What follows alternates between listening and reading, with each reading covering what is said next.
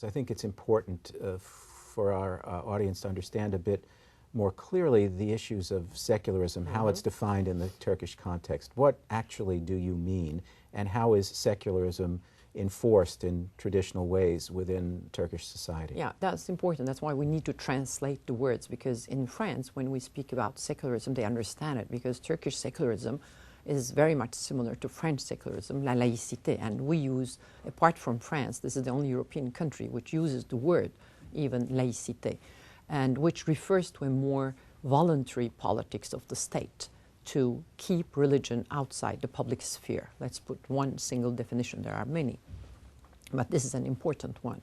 That is how to keep the public sphere as a neutral space. That's why, for instance, the headscarf of the students in universities, that is the claims of those Muslim girls who want to attend the university classes with a Islamic headscarf, is banned in Turkey, because this is the way, as it is banned in France, but in high schools, because this is the definition of a public sphere, common space, that you have to leave behind you when you enter into a space your ethnic or religious identities.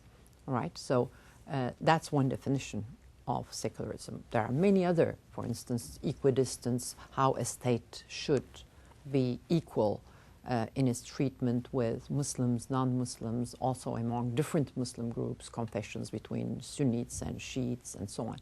So in all these respects, we can discuss that Turkish secularism maybe is not up to the ideal model of French or European, but there's not one single model of secularism, right? What is the driving force behind this secular view in trying to keep the public sphere clean, if you will, of these religious expressions? I think that's why I emphasized more on this aspect, feature of secularism, because it is this vehicle of modern life, right? That is what is interesting, is that definition of secularism in a Muslim majority context means also a kind of social life project. So gender equality, but also women's participation in the public sphere. So it takes a different meaning, because secularism also is related with different religions.